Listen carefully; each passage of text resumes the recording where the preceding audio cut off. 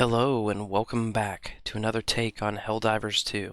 If you want to take a look at my first take, feel free to click on the icon above. In this video though, I'll be kind of recapping a bit of my thoughts and predictions from the first video, and see what really changed in terms of whether the game stayed fun or certain mechanics stayed fresh hours later into the game. This is my last take, but likely probably not the last time I'll do a video about this game. I've put about 80 hours into this game. I've had a lot of different new experiences playing, whether that's from time playing with more friends and a bigger squad, or taking on the harder difficulties throughout the game, or even just the updates that have occurred. So I want to go over a few things that have changed for me as I played further in, getting more hours into the game. I think for me, the enjoyment of the game only got better.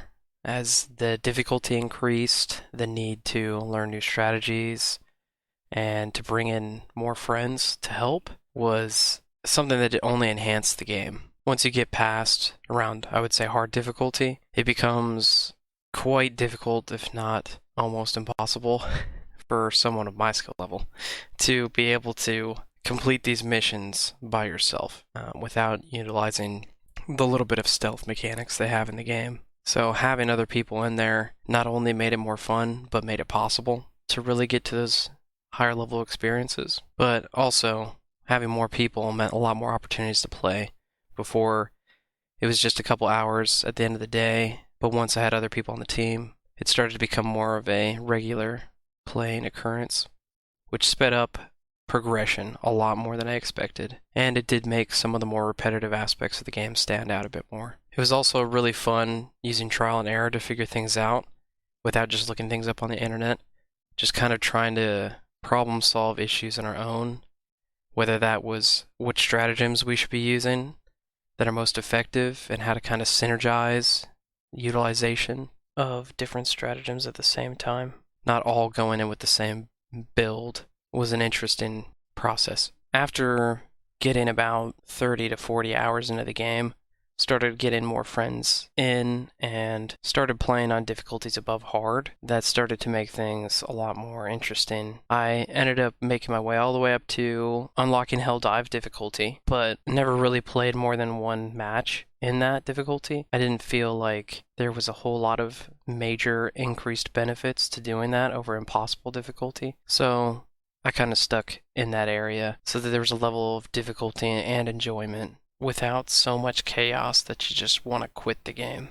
I also did platinum the game, which wasn't very time consuming and wasn't as difficult as I thought it might be. I didn't really look at the trophies ahead of time. I went in blind. I prefer to do it that way. And I think the hardest trophy that I got was Gone in 360 seconds. It's the one where you have to complete an extreme difficulty blitz mission and you have to extract in 6 minutes. That one was hard because I tried to do it with just one other friend and random players, but it's a trophy that requires too much communication and planning that unless someone else on the team was planning to do it and you joined them randomly, I think it would probably be the hardest one to complete without teamwork. That being said, it still wasn't too difficult once you had a squad of 4 people who knew the plan and you just had to go in and clear out the nest as quickly as possible. There were some aspects where the different effects of the planet, such as the maps being masked with a fog, could have made it a lot harder. There was always an opportunity where there was a mission that had just something like stratagem cooldown increased by 50%. That made it a lot easier to complete the trophy. The grindiest trophy I would say out of the group was Doing Your Part, where you had to complete 100 missions. It wasn't a difficult trophy, it was just that you had to actually complete the mission, and if you're playing naturally like I was, it takes a while to complete that many missions. So it was probably around 60 to 70 hours that I got that trophy. If you're a fan of trophy hunting and you like the cooperative multiplayer aspects, based on how difficult this was and how time consuming it is, I would recommend this title for trophy hunting. It's not too long, it's not too difficult, and it's really fun to get. I think some of the best parts were getting some trophies unexpectedly and realizing that the way you got it may have been intentional sometimes, but you didn't know you were going to get a trophy. That's kind of the fun of trophy hunting at times. I will admit, as I got a bit further in, probably around 70 or so hours, I started to work with friends to do some of the farming methods they had for super credits and medals to speed up the progression system. It wasn't necessarily fun running trivial missions just to do that. And since I did it with just me and a couple other friends, it didn't really interfere with other people's gameplay. I don't think it really ruined the experience for anyone else. So it was nice that there is a way that you can do it. I have heard stories of people basically having players drop out while they're trying to play a mission, and it can just be really frustrating, and I can understand where that frustration is coming from, and a lot of articles about how it's ruining the overall play of the game.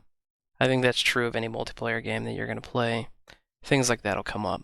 This one I think is pretty mild. It did take a little bit of the fun away for me in terms of it not focusing in on just naturally pushing myself to get better and better items. But even I think at the highest levels of the game, the progression is still a bit slower than I'd like it to be. So now that I've put in so many hours and I've had a lot of experience with all the different aspects of the game, it's something that, looking forward, I could see myself playing a lot less.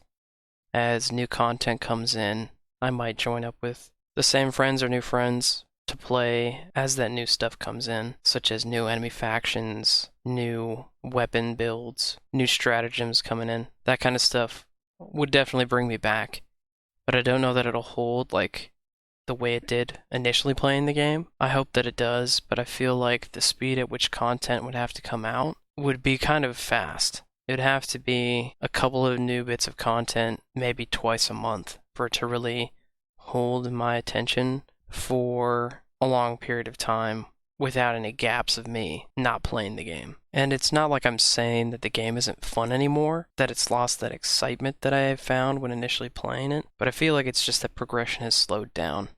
Now that I've reached the highest level where new stratagems come into play, and a lot of the weapons don't seem to drastically change the way you play, and the rest of the things you can earn are cosmetic. It's kind of putting me in a place where I really want to enjoy it more for the experience of playing with friends, and not so much to make my own personal progression in the game.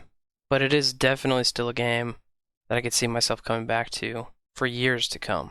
I will say I was really impressed how long this game continued to hold the same level of fun and excitement that it did for as long as it did. I can already see that this game is going to be ripe for a ton of new content that's going to keep me coming back. My big worry about it is that the content that they do add may not be substantial enough to keep people playing actively as long as other multiplayer titles might.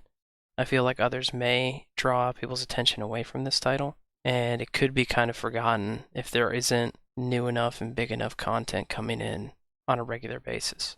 They added in new weather effects to the game that were really cool, and I was excited to hear in the patch notes that that was going to be added, as well as they're bringing in a new premium War Bonds pack that does look like it's going to add some interesting new weapons, as well as the mechs, which I personally haven't tried out yet. Those are also in the game now, as of recording this video. But I feel like some of those things don't have long-term draw to players. They need to have more long-term goals. Some more stratagems that have to be unlocked by playing the game and reaching higher levels. And they can't be something where you have to play with the weapons you've been playing with for a long time to unlock those, because then essentially a majority of your gameplay before it wanes on you will be playing with what you've already played with rather than the new stuff.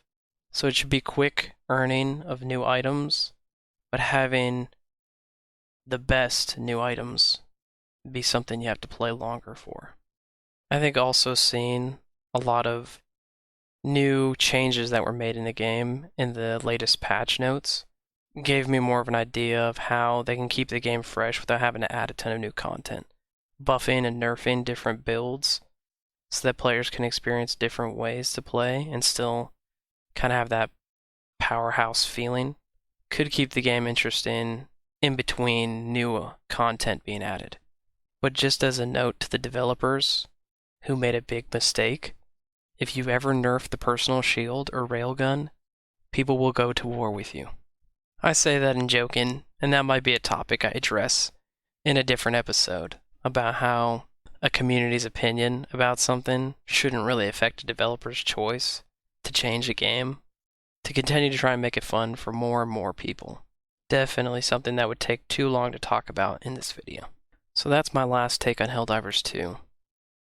I still, after more hours into the game, hold the opinion that this is one of the best, if not the best, multiplayers of this decade, which I guess is only 4 years, but still, I really can't recommend it enough for its style, the humor, the gameplay, the amount of engaging content that years from now may be so much more dense than the developers even imagined. I definitely recommend you buy this if you want a game that holds really strong for a short period of time.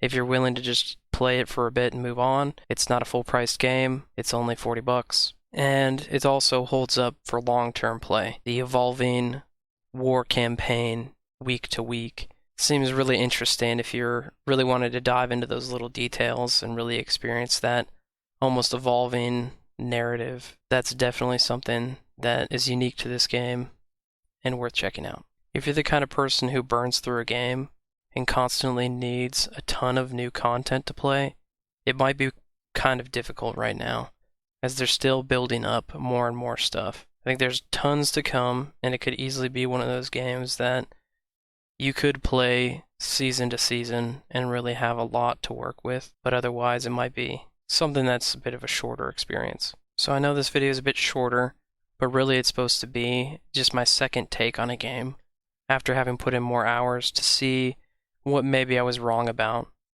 initially, thinking what the future of this game would look like, as well as if it held together as still a fun experience hours later.